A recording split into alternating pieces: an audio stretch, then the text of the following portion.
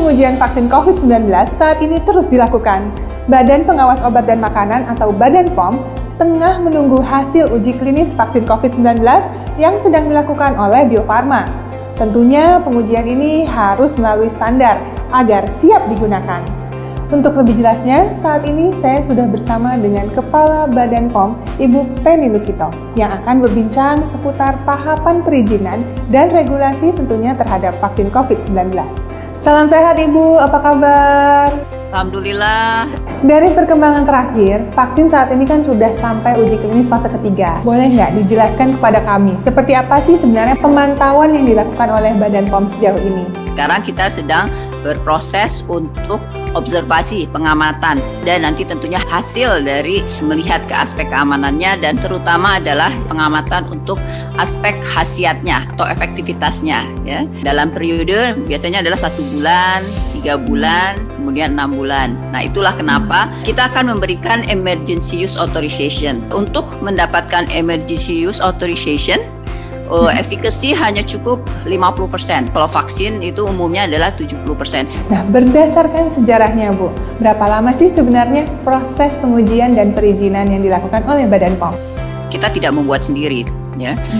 Badan POM mengikuti standar dan regulasi yang sudah menjadi komitmen kita bersama secara internasional, tentunya WHO referensinya, kemudian kita juga tentu merefer juga FDA atau kita sebut regulator lain ya, regulator di negara lain yang bagus juga evaluasinya seperti di Indonesia, dan itulah kenapa Badan POM sudah inspeksi kan bersama tim dari MUI untuk audit halal bersama dengan Bio Farma dan Kementerian Kesehatan sudah melakukan inspeksi ke Cina kemarin.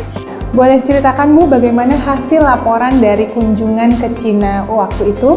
Alhamdulillah kalau di aspek mutu itu sudah memenuhi aspek cara produksi obat yang baik ya. Itu alhamdulillah tidak ada efek samping yang kritikal gitu ya. Jadi dari aspek keamanan sudah baik.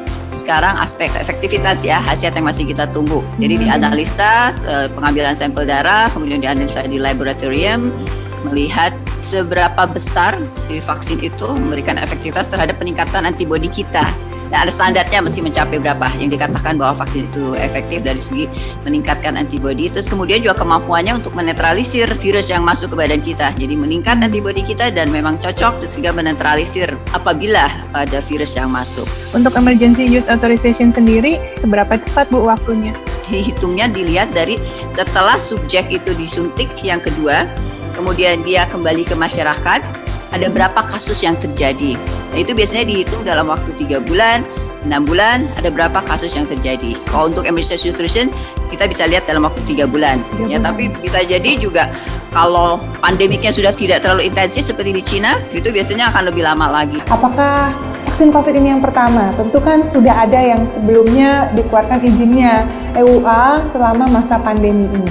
Selama krisis pandemik ini kan sudah ada beberapa obat yang kita berikan izin penggunaan darurat, yaitu Avigan, Favipiravir dengan Remdesivir, di mana Avigan atau Favipiravir itu untuk kondisi pasien yang ringan sampai sedang, dan Remdesivir itu untuk pasien yang berat. Mungkin ada satu pesan untuk masyarakat Bu, agar bersedia nanti kalau vaksinnya benar-benar sudah berhasil gitu ya, sesuai dengan harapan kita bersama, dan tidak takut lagi perihal keamanannya. Saya yakin dengan komitmen pemerintah yang dikaitkan dengan komitmennya untuk hanya memberikan vaksin yang bermutu, berkhasiat, dan aman. Ya, dengan demikian kita memang harus menunggu dulu waktu sehingga bisa mendapatkan data yang cukup, ya, dan Badan POM hanya akan memberikan emergency authorization apabila memang data yang dikaitkan dengan mutu, keamanan, dan khasiat itu sudah cukup lengkap, dan kami akan tentunya menganalisanya dengan para expertnya dan juga para dokter-dokter ahlinya. Terima kasih Bu. Harapan agar vaksin dapat segera digunakan dan pastinya aman akan kita tunggu. Namun yang perlu diingat, mengatasi pandemi ini selain dengan vaksin yang akan tersedia, tetap terus disiplin dalam penerapan 3M agar upaya pencegahan kita dapat optimal.